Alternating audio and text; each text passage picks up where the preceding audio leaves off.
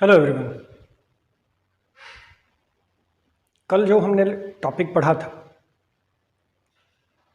वो था हमारा टेम्परेचर का, टेम्परेचर के डिफरेंट यूनिट्स का। और अगर हम किसी मैटर का एक फिजिकल स्टेट से दूसरे फिजिकल स्टेट में कन्वर्जन करना चाहते हैं तो किन किन तरीकों का यूज़ करके हम उसके फिजिकल स्टेट को चेंज कर सकते हैं, इसको हमने पढ़ा था। हमने पढ़ा था कि अगर हम टेम्परेचर को चेंज करते हैं और प्रेशर को चेंज करते हैं तो फिर एक फिजिकल स्टेट से दूसरे फिजिकल स्टेट में किसी भी मैटर के स्टेट को चेंज किया जा सकता है, कन्वर्ट किया जा सकता है।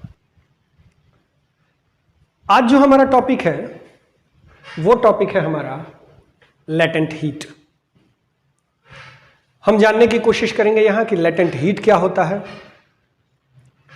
लेटेंट हीट कितने तरीके का हो सकता है, इवेपोरेशन और सब्लिमेशन क्या है, और लेटेंट हीट किस तरीके से इवेपोरेशन को प्रभावित करता है, इसके ऊपर भी हम लोग डिस्कशन करेंगे। सबसे पहले बात करते हैं हम लेटेंट हीट की। तो अगर हम किसी एक सब्सटेंस का फिजिकल स्टेट चेंज करना चाहते हैं तो आपको बताया गया है कि आप टेम्परेचर या प्रेशर को चेंज करके उसके फिजिकल स्टेट को चेंज कर सकते हैं। हम यहां सिर्फ और सिर्फ टेम्परेचर को डिस्कशन में लेंगे, प्रेशर को साइड में रखेंगे। तो अगर हम टेम्परेचर बढ़ाते हैं या घटाते हैं तो किसी भी एक मैटर के स्टेट को दूसरे स्टेट में कन्वर्ट किया जा सकता है। जो ये टेम्परेचर हम बढ़ा रहे हैं वो टेम्परेचर एक्चुअली जो भी हम मैटर ले रहे हैं, स्टेट ले रहे हैं, उसमें पार्टिकल्स के बीच लगने वाले अट्रैक्शन फोर्स को चेंज करने के लिए हम यूज करते हैं।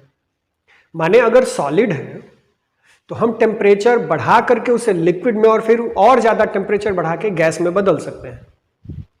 तो हम जब टेम्परेचर बढ़ाते हैं तो होता क्या है, तो अगर सॉलिड है, हमने टेम्परेचर बढ़ाया तो पार्टिकल्स के बीच की डिस्टेंस बढ़ेगी और वो सॉलिड से लिक्विड में कन्वर्ट होगा। अब अगर और अधिक हमने टेम्परेचर बढ़ाया तो पार्टिकल के बीच की डिस्टेंस और ज्यादा बढ़ेगी और जब डिस्टेंस और बढ़ेगी तो वो लिक्विड से गैस में कन्वर्ट होगा। इसका रिवर्स भी उतना ही सही है, यानी अगर हम कोई गैस सब्सटेंस लेते हैं और उसके टेम्परेचर को कम करते हैं, कंडेंस करते हैं, तो पार्टिकल्स के बीच की डिस्टेंस घटेगी और वो गैस कन्वर्ट होगा लिक्विड में। अगर हम उस लिक्विड के टेम्परेचर को और अधिक कम करते हैं, उसका और कंडेंसेशन करते हैं और उसका सॉलिडिफिकेशन करते हैं तो पार्टिकल्स के बीच की डिस्टेंस और ज्यादा घटेगी और जब डिस्टेंस घटेगी तो वो लिक्विड कन्वर्ट हो जाएगा सॉलिड में।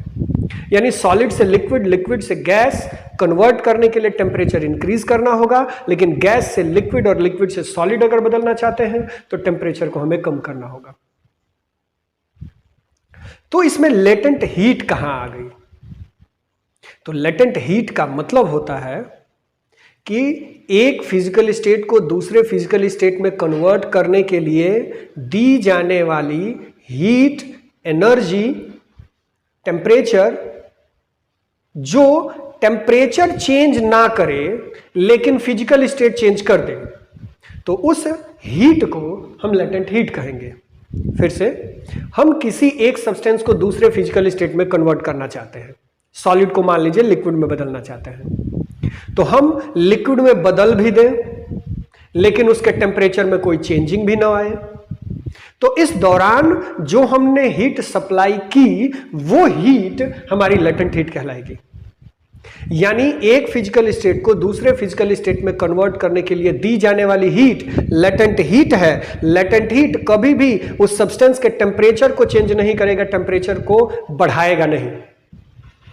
यानी लेटेंट हीट को हम हिंदी में गुप्त ऊष्मा कहते हैं। यानी वो हीट तो होगी लेकिन हमें फील नहीं होगी, हमें दिखाई नहीं देगी, समझ में नहीं आएगी। मान लीजिए हमने 1 kg आइस ले लिया, उस आइस को हम वाटर में कन्वर्ट करना चाहते हैं। आइस का टेम्परेचर 0 डिग्री है, जबकि वो 0 डिग्री सेंटीग्रेड पर लिक्विड हमारा आइस में बदला होगा। अब जैसे ही हम उसे हीट करना शुरू करेंगे वो धीरे धीरे सॉलिड स्टेट यानी आइस फॉर्म से लिक्विड स्टेट यानी वाटर के फॉर्म में कन्वर्ट होगा। जब तक एक भी पार्टिकल, एक भी ग्राम आइस का बचा हुआ है, तब तक हम उसे हीट सप्लाई देते जाएंगे और वो हीट उसे आइस से लिक्विड यानी कि वाटर के फॉर्म में कन्वर्ट करता जाएगा, लेकिन इस दौरान टेम्परेचर में कोई बदलाव नहीं होगा। तो वो हीट जो हम सप्लाई दे रहे हैं ताकि वो गैस सॉलिड स्टेट से लिक्विड स्टेट में कन्वर्ट हो जाए, उस हीट को हम लेटेंट हीट कहेंगे। यानी the heat supplied to a substance required for the change of state is called latent heat. It does not change the temperature of the substance. उस substance के टेम्परेचर को चेंज नहीं करेगा। यानी अगर आप 0 डिग्री सेंटीग्रेड पर आइस और 0 डिग्री सेंटीग्रेड पर आप वाटर को लेके कंसीडर करें, तो आप पाएंगे कि वाटर और आइस दोनों का जो टेम्परेचर है, जिसको आप थर्मोमीटर से मेजर कर सकते हैं, वो 0 डिग्री सेंटीग्रेड है। लेकिन वाटर के अंदर लेटेंट हीट ज्यादा है इन कंपैरिजन टू आइस के। इसलिए अगर किसी चीज को हमें ठंडा करना हो तो उसके लिए हम आइस को प्रिफर करेंगे, ना कि हम वाटर को प्रिफर करेंगे। माने लेटेंट हीट का मतलब हो गया वो हीट जो किसी एक सब्सटेंस के फिजिकल स्टेट को किसी दूसरे फिजिकल स्टेट में कन्वर्ट करने के लिए हीट दी जाएगी, उसको लेटेंट हीट कहेंगे। लेटेंट हीट टेम्परेचर में चेंजिंग नहीं लाएगा और साथ ही साथ लेटेंट हीट को हम थर्मोमीटर से मेजर भी नहीं कर सकते हैं। सिर्फ और सिर्फ लेटेंट हीट का मतलब है कि एक फिजिकल स्टेट से दूसरे फिजिकल स्टेट में कन्वर्ट करने के लिए जो आप हीट सप्लाई करेंगे उस सब्सटेंस को, उसको लेटेंट हीट कहा जाएगा। ये लेटेंट हीट 2 तरीके का होता है। Number 1, latent heat of fusion, और दूसरा होता है हमारा लेटेंट हीट ऑफ वेपराइजेशन। तो 2 तरीके के लेटेंट हीट है हमारे सामने, लेटेंट हीट ऑफ फ्यूजन और लेटेंट हीट ऑफ वेपराइजेशन। क्या है दोनों समझिए। अगर हम सॉलिड सब्सटेंस को लिक्विड सब्सटेंस में कन्वर्ट करना चाहते हैं without changing the temperature, without raising the temperature, without increasing the temperature, तो जो हीट सप्लाई की जाएगी उस सप्लाइड हीट को हम कहेंगे लेटेंट हीट ऑफ फ्यूजन। फिर से एक बार, किसी सॉलिड सब्सटेंस को लिक्विड सब्सटेंस में कन्वर्ट करने के लिए सप्लाई की जाने वाली heat latent heat of fusion कहलाएगी या लेटेंट हीट ऑफ मेल्टिंग कहलाएगी। यानी लेटेंट हीट ऑफ फ्यूजन को हम लेटेंट हीट ऑफ मेल्टिंग भी कहेंगे। तो जब भी कोई सब्सटेंस मेल्ट होगा तो उसके लिए जो एनर्जी दी जाएगी, हीट दी जाएगी, वो हमारी लेटेंट हीट ऑफ फ्यूजन होगी। जब तक 1 ग्राम भी सब्सटेंस बचा हुआ होगा सॉलिड स्टेट में, तब तक जो एनर्जी वो रिसीव करेगा वो लेटेंट हीट ही कहलाएगी। जैसे ही वो सॉलिड सब्सटेंस कंप्लीटली लिक्विड के फॉर्म में कन्वर्ट हो जाएगा तो उसके बाद अगर आप टेम्परेचर उस सब्सटेंस को देते हैं तो उसका टेम्परेचर राइज करेगा और उस टेम्परेचर को हम मेजर कर पाएंगे थर्मोमीटर से। यानी फिजिकल स्टेट बदले भी और जितना टेम्परेचर दे रहे हैं वो टेम्परेचर पता भी ना चले, समझ में भी ना आए, उसको थर्मामीटर मेजर भी ना कर पाए, वो हीट हमारी लेटेंट हीट कहलाएगी।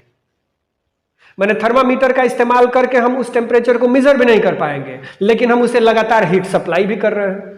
तो आखिर वो हीट जा कहां रही है? वो हीट जा रही है इस सॉलिड के पार्टिकल्स के फोर्स को डिसोसिएट करने के लिए। यानी सॉलिड के पार्टिकल्स के बीच डिस्टेंस बहुत कम होती है और इनके बीच लगने वाला अट्रैक्शन फोर्स बहुत ज्यादा होता है। तो अगर हम चाहते हैं कि इसे लिक्विड में कन्वर्ट करें तो इसका मतलब हो गया कि हमें पार्टिकल्स के बीच की डिस्टेंस को बढ़ाना होगा, और ये डिस्टेंस तब बढ़ेगा जब इसके बीच का अट्रैक्शन फोर्स वीक पड़ेगा। तो उस अट्रैक्शन फोर्स को कमजोर करने के लिए, तोड़ने के लिए, वीक बनाने के लिए जो एनर्जी सप्लाई की जाएगी उस एनर्जी को हम लेटेंट हीट ऑफ फ्यूजन या लेटेंट हीट ऑफ मेल्टिंग कहेंगे। ध्यान रखेंगे दो तीन बातें, लेटेंट हीट थर्मामीटर से मेजर नहीं कर सकते, लेटेंट हीट सब्सटेंस के टेम्परेचर को चेंज नहीं करेगा, लेटेंट हीट सिर्फ और सिर्फ पार्टिकल्स के बीच लगने वाले अट्रैक्शन फोर्स को तोड़ने के लिए इस्तेमाल होता है, लेटेंट हीट पार्टिकल्स की काइनेटिक एनर्जी को चेंज नहीं करेगा। हां, जब यह पूरी तरीके से सॉलिड से लिक्विड में कन्वर्ट हो जाएगा तो अब अगर हम टेम्परेचर बढ़ाते हैं तो वो टेम्परेचर पार्टिकल्स की काइनेटिक एनर्जी बढ़ाने में हेल्प करेगा, और जब पार्टिकल्स की काइनेटिक एनर्जी बढ़ाएगा तो उसको हम थर्मामीटर से मेजर कर सकेंगे। तो सिंपल है कि 4 कैरेक्टरिस्टिक्स हैं, ध्यान रखिएगा। नंबर 1, लेटेंट हीट वो हीट है जो किसी भी एक सब्सटेंस के फिजिकल स्टेट को दूसरे फिजिकल स्टेट में कन्वर्ट करने के लिए यूज की जाएगी। नंबर 2, लेटेंट हीट को थर्मोमीटर से मेजर नहीं कर पाएंगे। नंबर 3, लेटेंट हीट सब्सटेंस के टेम्परेचर को नहीं बढ़ाता है। नंबर 4, लेटेंट हीट पार्टिकल्स के बीच की डिस्टेंस को बढ़ाने के लिए या फिर पार्टिकल्स के बीच के अट्रैक्शन फोर्स को कमजोर करने के लिए, तोड़ने के लिए इस्तेमाल किया जाता है। नंबर 5, लेटेंट हीट पार्टिकल्स की काइनेटिक एनर्जी को चेंज नहीं करता, उसे न तो बढ़ाता है ना ही घटाता है। तो अगर सॉलिड से लिक्विड के फॉर्म में कन्वर्ट करेंगे तो उसे हम लेटेंट हीट ऑफ फ्यूजन या लेटेंट हीट ऑफ मेल्टिंग कहेंगे। बात अगर आइस की जाए तो आइस को हम कन्वर्ट कर सकते हैं वाटर के फॉर्म में। तो जब हम आइस को वाटर के फॉर्म में कन्वर्ट करेंगे तो इसके लिए हमें इसे हीट देना होगा, और वो हीट होगी 3.34 10⁵ जूल पर केजी। ये जो वैल्यू है, ये वैल्यू हमारी आइस की लेटेंट हीट कहलाएगी। यानी अगर हमारे पास 1 kg आइस है और उस आइस को वाटर में बदलना है तो हम 3.34 × 10⁵ जूल इतनी हीट सप्लाई करेंगे, तब जाकर के वो आइस पूरी तरीके से वाटर के फॉर्म में कन्वर्ट हो जाएगा। लेकिन ये पूरी की पूरी हीट मेजर नहीं कर पाएंगे थर्मोमीटर से, टेम्परेचर बढ़ाने में इसका इस्तेमाल नहीं होगा। इसका मतलब कि ये हीट हमारी लेटेंट हीट ऑफ फ्यूजन या लेटेंट हीट ऑफ मेल्टिंग है। अब इससे ज्यादा अगर टेम्परेचर देते हैं तो फिर वो हीट पार्टिकल्स के, वाटर के पार्टिकल्स की काइनेटिक एनर्जी को बढ़ाएगा और उसको फिर हम थर्मामीटर से मेजर कर पाएंगे, तब वो लेटेंट हीट नहीं होगा। यानी इससे नीचे टेम्परेचर लेटेंट हीट के कैलकुलेशन में जाएगा, इससे ऊपर का टेम्परेचर लेटेंट हीट नहीं होगा। ध्यान रखेंगे, अलग अलग सब्सटेंस में पार्टिकल्स के बीच लगने वाला अट्रैक्शन फोर्स अलग अलग हो सकता है, इसीलिए अलग अलग सब्सटेंसेस को अगर फिजिकल स्टेट कन्वर्ट करना है तो फिर उसके लिए हमें अलग अलग हीट देना होगा। यानी डिफरेंट से सब्सटेंसेस का लेटेंट हीट अलग अलग हो सकता है, डिफरेंट हो सकता है। जैसे आइस के लिए 3.34 × 10⁵ जूल पर केजी है लेटेंट हीट, तो किसी दूसरे सब्सटेंस के लिए यह वैल्यू दूसरी हो सकती है। अब चूंकि 0 डिग्री सेंटीग्रेड पर ही हमने ये पूरा का पूरा मामला कंसीडर किया है, यानी 0 डिग्री सेंटीग्रेड पर इतना जूल पर केजी हीट चाहिए, तब जाके आइस वाटर में कन्वर्ट होगा। यानी वाटर के पास इतनी एनर्जी ज्यादा है आइस की अपेक्षा। ध्यान दीजिएगा, ये हीट लिया किसने? आइस ने, और कन्वर्ट किसमें हुआ? वाटर में। इसका मतलब कि वाटर इस पूरी एनर्जी को अपने अंदर स्टोर किया हुआ है। यानी आइस के पास एनर्जी या हीट कम है वाटर की अपेक्षा। इसलिए अगर किसी सब्सटेंस को हमें ठंडा करना होगा तो इन दोनों में सबसे बेहतर तरीके से ठंडा कौन कर पाएगा? तो आइस। क्यों? क्योंकि इसके पास लेटेंट हीट वाटर की अपेक्षा कम है। ये जो हमने हीट दिया है आइस को, ये पूरी तरीके से वाटर में बदलने के लिए दिया है। तो जब वाटर में बदल गया तो ये पूरी हीट कहां गई? ये पूरी हीट वाटर के अंदर चली गई। यानी वाटर के अंदर इतना जूल पर केजी एनर्जी अधिक है, हीट अधिक है, इसलिए आइस बेहतर तरीके से ठंडा कर पाएगा 0 डिग्री सेंटीग्रेड पर किसी भी दूसरे सब्सटेंस को। तो ये था हमारा लेटेंट हीट ऑफ फ्यूजन या लेटेंट हीट ऑफ मेल्टिंग। यानी 1 kg सॉलिड सब्सटेंस को लिक्विड सब्सटेंस में कन्वर्ट करने के लिए जितनी एनर्जी दी जाएगी, उस एनर्जी को लेटेंट हीट ऑफ फ्यूजन या लेटेंट हीट ऑफ मेल्टिंग कहेंगे। इसको टेम्परेचर को हम मेजर नहीं कर सकते थर्मामीटर से। इसका काम सिर्फ पार्टिकल्स के बीच की डिस्टेंस को बढ़ाना है, पार्टिकल्स के बीच के फोर्स ऑफ अट्रैक्शन को कम करना है, पार्टिकल्स की काइनेटिक एनर्जी में कोई चेंजिंग नहीं लाएगा और टेम्परेचर में भी कोई चेंजिंग नहीं ले आएगा। तो ये था हमारा लेटेंट हीट ऑफ फ्यूजन या लेटेंट हीट ऑफ मेल्टिंग। अगला है हमारा लेटेंट हीट ऑफ वेपराइजेशन। तो अगर हम किसी लिक्विड सब्सटेंस को अगर हम किसी लिक्विड सब्सटेंस को कन्वर्ट करते हैं किसी गैसियस सब्सटेंस में या वेपर के फॉर्म में, तो इसके लिए जो हीट होगी, heat required to change liquid into gas is called ... That means latent heat of vaporization. यानी अगर हम किसी लिक्विड सब्सटेंस को गैस में या वेपर में कन्वर्ट करना चाहते हैं तो इसके लिए जो हीट दी जाएगी उसको हम लेटेंट हीट ऑफ वेपराइजेशन कहेंगे। अब इसको समझिए जरा। मान लीजिए आपके पास 1 kg वाटर है और आप इसे कन्वर्ट करना चाहते हैं वेपर के फॉर्म में, तो इसके लिए हमें क्या करना होगा? तो वाटर, आपको पता है कि वाटर के पार्टिकल्स के बीच की डिस्टेंस कम होती है और वेपर के पार्टिकल्स के बीच की डिस्टेंस ज्यादा होती है। तो हम जब हीट सप्लाई करेंगे तो क्या होगा? तो जब हम हीट सप्लाई करेंगे तो इसके पार्टिकल्स के बीच की डिस्टेंस जो होगी वो बढ़ेगी, इसके बीच का अट्रैक्शन फोर्स कमजोर पड़ेगा। तो पार्टिकल्स के बीच की डिस्टेंस को बढ़ाने के लिए हम जो टेम्परेचर देंगे, जो हीट देंगे, उस हीट को हम लेटेंट हीट ऑफ वेपराइजेशन कहेंगे। यानी लिक्विड सब्सटेंस से गैसियस सब्सटेंस में चेंज करने के लिए जो हम टेम्परेचर देंगे, जो हम हीट देंगे, उसको हम लेटेंट हीट ऑफ वेपराइजेशन कहेंगे। लेटेंट हीट ऑफ वेपराइजेशन उस सब्सटेंस के टेम्परेचर को चेंज नहीं करेगा, साथ ही साथ उस पूरे सिस्टम के पार्टिकल के काइनेटिक एनर्जी को चेंज नहीं करेगा, उसको मेजर नहीं किया जा सकेगा, सिर्फ और सिर्फ फिजिकल स्टेट को चेंज करेगा, तो उसको हम कहेंगे लेटेंट हीट ऑफ वेपराइजेशन। कुल मिलाकर के लेटेंट हीट ऑफ वेपराइजेशन का मतलब होगा लिक्विड सब्सटेंस को गैसियस सब्सटेंस में कन्वर्ट करने के लिए जितनी हीट रिक्वायर्ड होगी उसी को हम लेटेंट हीट ऑफ वेपराइजेशन कहेंगे। एग्जाम्पल के तौर पर अगर हम देखें तो वाटर को अगर हम वेपर में कन्वर्ट करना चाहते हैं तो इसके लिए हमें टेम्परेचर चाहिए 22.5 इंटू 10⁵ जूल पर केजी। यानी इस टेम्परेचर पर 1 kg वाटर के लिए वेपर में कन्वर्ट करने के लिए हमें इतनी हीट की जरूरत होगी। यानी इतना हीट देने पर 1 kg वाटर पूरी तरीके से वेपर में कन्वर्ट हो जाएगा और उसके टेम्परेचर में भी कोई बदलाव नहीं होगा। तब ये हीट पूरी गई कहां? तो ये पूरी की पूरी हीट इस लिक्विड यानी वाटर के पार्टिकल्स के बीच की डिस्टेंस को बढ़ाने में या उसके अट्रैक्शन फोर्स को वीक करने में, तोड़ने में पूरी की पूरी कंज्यूम हुई है। तो ये पूरी की पूरी हीट वेपर के पास है। यानी अगर टेम्परेचर हम कांस्टेंट रखें तो उस कांस्टेंट टेम्परेचर पर वेपर के पास इतनी एनर्जी 22.5 इंटू 10⁵ जूल एनर्जी अधिक है इन कंपैरिजन टू वाटर के।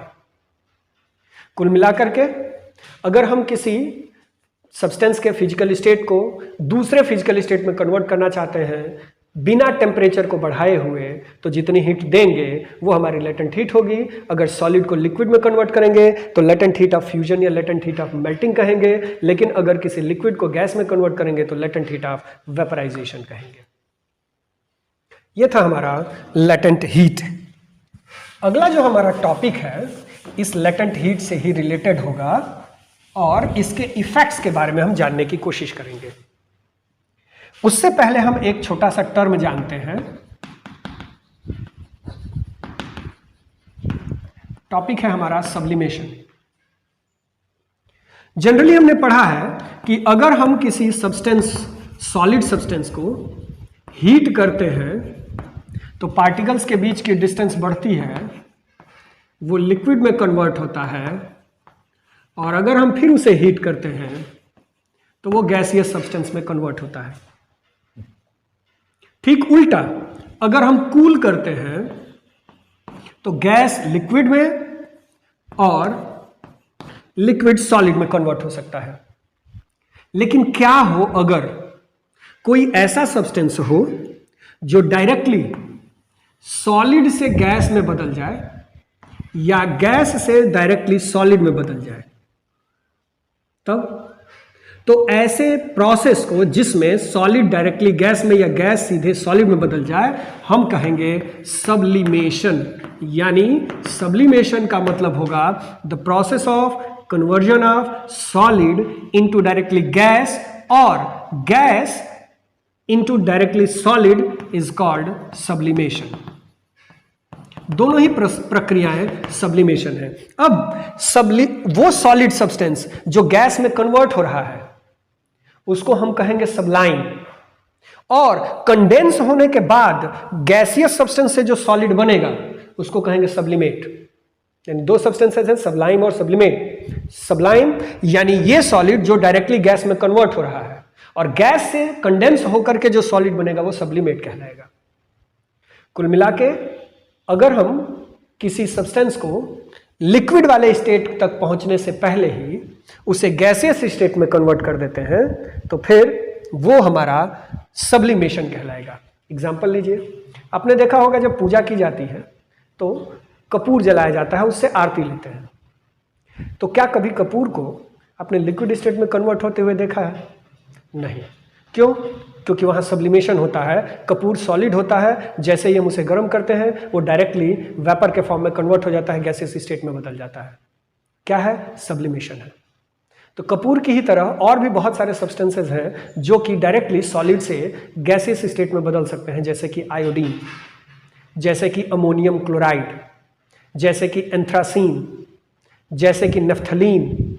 कपड़े के अंदर रखी जाती है नफ्थलीन की बॉल ताकि उसके अंदर झिंगुर या दूसरे जो छोटे जीव लग जाते हैं, कपड़ों को कुतर देते हैं, खराब कर देते हैं, उनसे बचने के लिए नफ्थलीन की बॉल्स डाली जाती हैं। वो आयोडीन, अमोनियम क्लोराइड, ये सारे वो सब्सटेंसेस हैं जो डायरेक्टली सॉलिड से गैसियस फॉर्म में कन्वर्ट हो जाते हैं। तो फिर से एक बार, अगर कोई सब्सटेंस डायरेक्टली सॉलिड से गैसियस फॉर्म में कन्वर्ट होगा तो हम प्रोसेस को सब्लिमेशन कहेंगे। वो सॉलिड जो गैस में बदलेगा वो सब्लाइम कहलाएगा, जबकि वो सॉलिड जो गैस से कंडेंस होने के बाद बनेगा उसको हम सब्लिमेट कहेंगे। तो सब्लिमेशन था ये हमारा।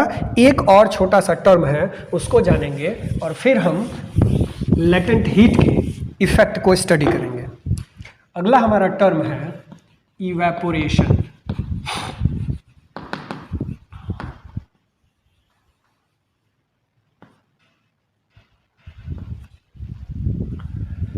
एक छोटा एग्जांपल लेते हैं। एक ट्रे ले लीजिए, प्लेट ले लीजिए, कटोरी ले लीजिए, उसके अंदर पानी रखिए और उसको बाहर धूप में रख दीजिए या बाहर कहीं भी रख दीजिए। आप ऑब्जर्व करेंगे कि वाटर गर्म तो हो रहा है लेकिन वह बॉयल नहीं कर रहा है, उसके बावजूद उसकी क्वांटिटी धीरे धीरे घट रही है। ऐसा क्यों? तो ऐसा इसलिए क्योंकि जो टेम्परेचर उसे मिल रहा है वो टेम्परेचर उसे गैसियस फॉर्म में कन्वर्ट कर रहा है। तो बॉयल होने से पहले ही जब कोई लिक्विड सब्सटेंस वेपर या गैसियस स्टेट में बदलने लगे तो प्रोसेस को इवेपोरेशन कहेंगे। यानी अगर किसी सब्सटेंस को हम हीट करें, हीट करने के बाद वह वेपर के फॉर्म में कन्वर्ट होने लगे बिफोर बॉइलिंग, तो हम उसे इवेपोरेशन कहेंगे। ध्यान रखेंगे, इवेपोरेशन लिक्विड के केस में ही आएगा। यानी लिक्विड का अपने स्टेट को बदलने की प्रोसेस को इवेपोरेशन कहेंगे। यहां एक माइन्यूट डिफरेंस है, ध्यान दीजिए। पीछे भी आपने जब लेटेंट हीट पढ़ा तो लेटेंट हीट में आप किसी लिक्विड को जब गैस में बदलते हैं तो उसे लेटेंट हीट ऑफ वेपराइजेशन कहते हैं। वहां टेम्परेचर नहीं बढ़ता। यहां क्या होगा? तो यहां सब्सटेंस का टेम्परेचर बढ़ेगा लेकिन बॉयल नहीं करेगा। बॉयल करने से पहले जब कोई लिक्विड सब्सटेंस वेपर फॉर्म में कन्वर्ट होगा तो उस टेम्परेचर को, उस प्रोसेस को हम इवेपोरेशन कहेंगे। The process of changing a liquid into its vapor or gaseous state before boiling is called evaporation. Evaporation की प्रोसेस के लिए जो लिक्विड सब्सटेंस है वो लेटेंट हीट जिस भी सब्सटेंस के कांटेक्ट में रहेगा वहीं से ये गेन करेगा. एग्जाम्पल, अगर आप स्पिरिट को या अल्कोहल को हाथ के ऊपर लगाएं, डीजल या पेट्रोल ही ले लीजिए, हाथ के ऊपर स्किन के ऊपर अगर आप लगाएं और हाथ को कुछ देर तक वेव करें, मूव करें, हिलाएं, आप अनुभव करेंगे कि जहां पर आपने डीजल या पेट्रोल या स्पिरिट या अल्कोहल लगा रखा था वहां ठंडा महसूस होता है. क्या रीजन है? तो रीजन ये है कि हाथ के अंदर से ही वो स्पिरिट या लिक्विड जो भी आपने यहाँ लगा रखा है वो लेटेंट हीट एक्वायर करता है और उस लेटेंट हीट के एक्वायर करने के बाद लिक्विड स्टेट से वेपर फेज यानी कि गैसियस स्टेट में बदल जाता है. तो जहाँ से उसने हीट एक्वायर किया, लेटेंट हीट अपने लिए लिया, वहाँ का टेम्परेचर बाकी के जो सराउंडिंग एरिया है उसके कंपैरिजन में कम हो जाता है, इसलिए हमें उस जगह पर ठंडी का एहसास होने लगता है. ये पूरी की पूरी जो प्रोसेस है वो इस बात पर निर्भर कर रही है कि वह लेटेंट हीट सब्सटेंस कितना ले रहा है, यानी अपने आप को गैसियस स्टेट में बदलने के लिए उसको कितने लेटेंट हीट की जरूरत है. अगर लेटेंट हीट ज्यादा होगा किसी सब्सटेंस के लिए, लेटेंट हीट डिपेंड किस पर करेगा? तो लेटेंट हीट डिपेंड करेगा पार्टिकल्स के बीच लगने वाले अट्रैक्शन फोर्स के ऊपर. अगर पार्टिकल्स के बीच का अट्रैक्शन फोर्स बहुत ज्यादा है तो लेटेंट हीट भी बहुत अधिक होगा. अगर पार्टिकल्स के बीच का अट्रैक्शन फोर्स कम है तो लेटेंट हीट की वैल्यू कम होगी. तो डिपेंड करेगा इस बात पर लेटेंट हीट की वैल्यू कि पार्टिकल्स के बीच का अट्रैक्शन फोर्स कितना कम या कितना ज्यादा है. अब अगर हम कोई भी एग्जांपल लेते हैं जिसमें एक सब्सटेंस, लिक्विड सब्सटेंस, अपने फिजिकल स्टेट को बदल करके गैसियस स्टेट या वेपर फेज में कन्वर्ट होता है तो प्रोसेस इवेपोरेशन कहलाएगी. और इस इवेपोरेशन के लिए उसे हीट कहां से मिलेगी? वो हीट वह लेटेंट हीट के रूप में लेगा और वो लेटेंट हीट उसके सराउंडिंग से, जहां भी वो कांटेक्ट में है, वहां से वो प्राप्त करेगा. ये जो हमारा इवेपोरेशन की प्रोसेस है, ये इवेपोरेशन की प्रोसेस कुछ फैक्टर्स पर डिपेंड करता है. किन किन फैक्टर्स पर डिपेंड करता है? आइए देखते हैं हम कि इवेपोरेशन किन फैक्टर्स पर डिपेंड करेगा. तो पहला जो हमारा फैक्टर है वो है टेम्परेचर. टेम्परेचर अगर बढ़ाते हैं तो इवेपोरेशन की रेट बढ़ जाती है, क्योंकि टेम्परेचर बढ़ाने पर पार्टिकल्स के बीच का डिस्टेंस घटेगा, उसके वेपर में कन्वर्ट होने की टेंडेंसी बढ़ जाएगी. यानी हम कह सकते हैं कि जो टेम्परेचर है वो डायरेक्टली प्रोपोर्शनल होगा रेट ऑफ इवेपोरेशन के. टेम्परेचर बढ़ाने पर इवेपोरेशन की स्पीड, इवेपोरेशन की रेट बढ़ जाएगी. यही वजह है कि कपड़े को धूप में सुखाना ज़्यादा आसान होता है इन कंपैरिजन टू छाये में, क्योंकि छाये में इवेपोरेशन के लिए उतनी हीट नहीं मिलेगी, धूप में इवेपोरेशन के लिए हीट मिलेगी और उस हीट की वजह से उस कपड़े के अंदर मौजूद वाटर के पार्टिकल्स जल्दी इवेपोरेट होंगे, कपड़ा जल्दी सूखेगा. दूसरा जो हमारा है वो है सरफेस एरिया. सरफेस एरिया पर भी डिपेंड करेगा और सरफेस एरिया डायरेक्टली प्रोपोर्शनल होता है रेट ऑफ इवेपोरेशन के. कैसे? आइए समझते हैं. आप एक ट्रे ले लीजिए, उसके अंदर पानी रखिए और एक बहुत पतले मुंह वाला कोई दूसरा बर्तन ले लीजिए, गिलास ले लीजिए, उसमें पानी रखिए या अल्कोहल या स्पिरिट रखिए. तो जिसका एरिया ज्यादा है यानी प्लेट का, उसका इवेपोरेशन तेज होगा इन कंपैरिजन टू छोटे मुंह वाले बर्तन की अपेक्षा.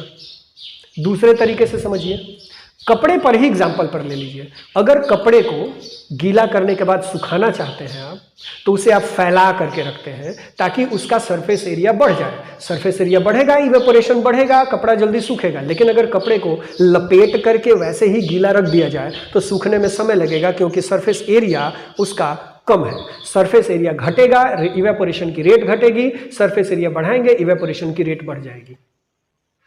तो टेम्परेचर और एरिया, सरफेस एरिया दोनों का दोनों डायरेक्टली प्रोपोर्शनल होगा रेट ऑफ इवेपोरेशन के. तीसरा फैक्टर है हमारा ह्यूमिडिटी. ह्यूमिडिटी का मतलब होता है मीजर ऑफ डैम्पनेस, यानी एटमॉस्फेयर में नमी कितनी है, नमी को हम ह्यूमिडिटी कहेंगे। और ह्यूमिडिटी अगर अधिक है, नमी अगर अधिक है, तो इवेपोरेशन की रेट कम होगी, यानी ह्यूमिडिटी इनवर्सली प्रोपोर्शनल होगा रेट ऑफ इवेपोरेशन के। इवेपोरेशन की रेट ह्यूमिडिटी के इनवर्सली प्रोपोर्शनल होगी। यानी कह सकते हैं कि ह्यूमिडिटी अगर ज्यादा है एटमॉस्फेयर के अंदर तो इवेपोरेशन की रेट कम होगी, और अगर ह्यूमिडिटी कम है, ड्राई है, मौसम अगर ड्राई है, तो वहां रेट ऑफ इवेपोरेशन बढ़ जाएगा। यही वजह है कि आपने महसूस किया होगा कि जुलाई के बाद का जो सीज़न होता है हमारे यहाँ, उसमें ह्यूमिडिटी अधिक हो जाती है, और उस ह्यूमिडिटी की वजह से ही हमें पर्सपिरेशन या स्वेटिंग जो होती है वो बहुत ज़्यादा होती है। तो कुल मिला के ह्यूमिडिटी बढ़ेगी अगर, तो फिर रेट ऑफ इवेपोरेशन घटेगा। चौथा जो हमारा फैक्टर है जो अफेक्ट करेगा इवेपोरेशन की रेट को, वो है हमारा विंड की स्पीड। अगर विंड की स्पीड अधिक है तो इवेपोरेशन का रेट भी अधिक होगा, और अगर विंड की स्पीड कम है तो इवेपोरेशन की रेट भी कम होगी। कुल मिलाकर के विंड स्पीड डायरेक्टली प्रोपोर्शनल होगा रेट ऑफ इवेपोरेशन के। फिर से वही एग्जांपल लीजिए कपड़े वाला ही, अगर हवा तेज चल रही है तो कपड़ा जल्दी सूखेगा, और अगर हवा कम है तो कपड़े को सूखने में वक्त लगेगा, टाइम लगेगा। यानी टेम्परेचर, सरफेस एरिया और विंड स्पीड तीनों का तीनों डायरेक्टली प्रोपोर्शनल होगा रेट ऑफ इवेपोरेशन के, जबकि ह्यूमिडिटी रेट ऑफ इवेपोरेशन के इनवर्सली प्रोपोर्शनल होगी। तो ये फैक्टर्स थे कुछ हमारे जो इवेपोरेशन की रेट को अफेक्ट करते हैं, उसे प्रभावित करते हैं। अब कुछ क्वेश्चंस हैं, उन क्वेश्चंस को हम लोग समझने की कोशिश करेंगे। उससे पहले हम एक एक्सपेरिमेंट लेते हैं कि prove that water vapours are present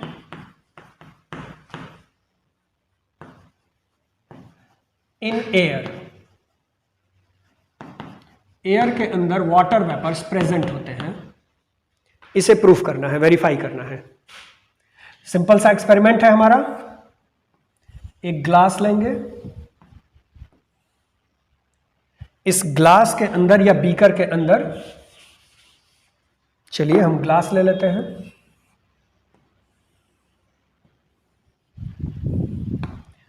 इस ग्लास के अंदर क्रश करके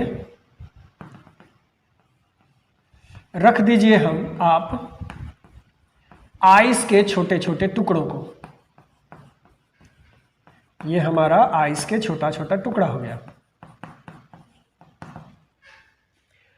कुछ देर बाद आप फील करेंगे कि इस कंटेनर यानी ग्लास का जो बाहर का सरफेस है, इस सरफेस के ऊपर वाटर ड्रॉपलेट्स आ जाते हैं।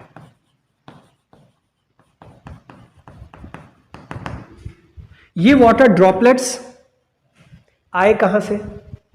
तो हुआ ये कि जब हमने इसके अंदर क्रश करके आइस को रखा, तो बाहर की जो एयर है वो जब इस ठंडे कंटेनर के कांटेक्ट में आती है, तो बाहर मौजूद जो वाटर के वेपर्स हैं वो जब कांटेक्ट में आएंगे इस कंटेनर के, तो अपने टेम्परेचर को लूज करेंगे, और जब टेम्परेचर लूज करेंगे तो गैसेस स्टेट से कन्वर्ट हो जाएंगे लिक्विड स्टेट में, और वही लिक्विड स्टेट हमें ड्रॉपलेट के रूप में कंटेनर की बाहरी वॉल के ऊपर, एक्सटर्नल वॉल के ऊपर चिपकी हुई दिखाई देगी।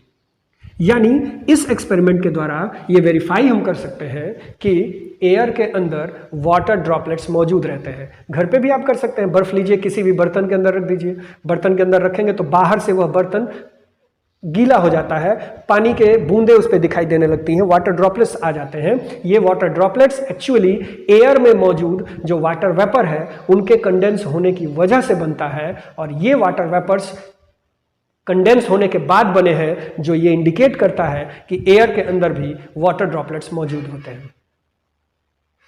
इस एक्सपेरिमेंट के बाद एक सेक्शन और है हमारा, उसको हम जानने की कोशिश करेंगे। कुछ सिंपल क्वेश्चंस हैं और वो क्वेश्चंस हमारे इवेपोरेशन या लेटेंट हीट से रिलेटेड है। आइए देख एक एक करके डिस्कशन करते हैं। पहला जो हमारा क्वेश्चन है वो ये कि स्पिरिट अगर हाथ के ऊपर रखा जाए तो फिर उस जगह पर हमें ठंडक का एहसास होता है। स्पिरिट ऑन हैंड्स, ऐसा क्यों? तो इसके पीछे रीजन ये है कि अगर हम स्पिरिट, अल्कोहल या फिर डीजल या पेट्रोल को अपने हाथ पर लगाएंगे, तो मैंने अभी एक्सप्लेन किया आपको, जब हाथ के ऊपर रखा जाएगा तो वो अपने सराउंडिंग से हीट गेन करेगा इवेपोरेट होने के लिए। उसका सराउंडिंग क्या है? तो हमारा हैंड, हमारे हैंड से हीट एक्वायर करेगा और वो लिक्विड स्टेट से गैसियस स्टेट में कन्वर्ट होगा। तो जहां से उसने हीट एक्वायर किया है उस जगह का टेम्परेचर बाकी के सराउंडिंग के टेम्परेचर में कम हो जाएगा, इसलिए हमें वहां ठंडक का एहसास होता है। यानी इवेपोरेशन और लेटेंट हीट दोनों के कंबाइंड एक्शन की वजह से हमें स्पिरिट या अल्कोहल लगी हुई जगह पे ठंडी का एहसास होता है।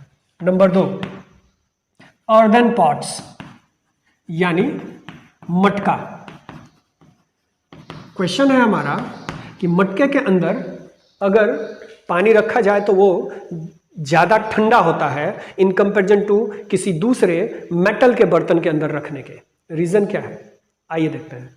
मटका जो होता है मिट्टी का बना होता है और उसके सराउंडिंग सरफेस पर छोटे छोटे पोर्स होते हैं। उन पोर्स से हो करके वाटर के ड्रॉपलेट्स बाहर निकलते हैं और सरफेस के ऊपर आते हैं। सरफेस के ऊपर आने पर उनके अंदर इवेपोरेट होने की टेंडेंसी बढ़ जाती है। इवेपोरेट होने के लिए उनको हीट चाहिए, उनको वो हीट प्रोवाइड करता है मटके के अंदर रखा हुआ पानी। यानी मटके के सरफेस के ऊपर, दीवार के ऊपर आई हुई वाटर ड्रॉपलेट्स अपने आप को इवेपोरेट करने के लिए मटके के अंदर रखे गए पानी से हीट एक्वायर करती हैं और इवेपोरेट होती हैं। इस फेनोमेना में जो मटके के अंदर रखा हुआ पानी है उसका टेम्परेचर सराउंडिंग के कंपैरिजन में कम हो जाता है और इसीलिए मटके के अंदर रखा हुआ पानी हमें ठंडा महसूस होता है। आइए तीसरा एक एग्जांपल लेते हैं हम। तीसरा एग्जांपल है हमारा, अगर हम मिल्क या फिर टी लेते हैं और कप में पीने की कोशिश करते हैं और एक हम प्लेट में पीने की कोशिश करते हैं, तो अगर हम प्लेट में लेते हैं तो वो ज़्यादा जल्दी से ठंडा हो जाता है इन कंपैरिजन टू कप की अपेक्षा। रीज़न? तो मैंने अभी आपको बताया कि इवेपोरेशन की रेट सरफेस एरिया पर भी डिपेंड करता है। तो होगा ये कि जब आप कप के अंदर चाय को या पानी को रखेंगे, गर्म पानी को या दूध को, तो उसका सरफेस एरिया बढ़ जाएगा। जब सरफेस एरिया बढ़ जाएगा तो अपने आप को वो ठंडा करने के लिए सराउंडिंग से ज़्यादा मात्रा में हीट को अपने दूसरे सराउंडिंग को ट्रांसफ़र करेगा, जबकि कप का जो सरफेस एरिया है वो कम है। इसके लिए वह उतनी अधिक मात्रा में अपनी हीट को सराउंडिंग को ट्रांसफ़र नहीं कर पाएगा, इसलिए उसे ठंडा होने में समय लगेगा। जबकि ट्रे के अंदर या कप प्लेट के अंदर रखा हुआ जो दूध है या चाय है वो ज़्यादा आसानी से ठंडा हो पाएगा। इसी तरीके से हमारा परस्पिरेशन या स्वेटिंग है। गर्मी के दिनों में हमें ज़्यादा पसीना आता है इन कंपेरिजन टू ठंडी के। रीज़न है हम अपने बॉडी के टेम्परेचर को मेंटेन करने के लिए, अपने बॉडी के टेम्परेचर को सराउंडिंग के अकॉर्डिंग एडजस्ट करने के लिए परस्पिरेशन या स्वेटिंग करते हैं। इसके अलावा कॉटन के क्लॉथ्स सजेस्ट किए जाते हैं समर सीजन के अंदर, सजेस्टेड इन समर।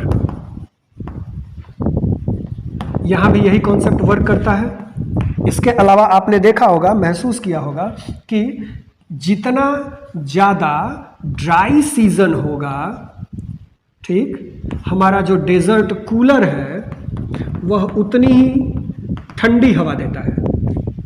जितना ज़्यादा ड्राई होगा, ह्यूमिडिटी कम होगी तो हमारा डेजर्ट कूलर उतना ही ठंडा हवा देता है। कुल मिलाकर के ये सारे के सारे जो फिनोमेना है वो कहीं ना कहीं इवेपोरेशन या फिर लेटेंट हीट के साथ जुड़े हुए हैं। तो आज हमने टॉपिक में पढ़ा latent heat of vaporisation, latent heat of fusion, sublimation, evaporation, evaporation के फैक्टर्स और लेटेंट हीट और इवेपोरेशन का कंबाइंड एक्शन। चैप्टर यहाँ खत्म होता है। अगला चैप्टर हम स्टार्ट करेंगे matter is matter surrounding us pure. उस टॉपिक के ऊपर डिस्कशन करेंगे। Till then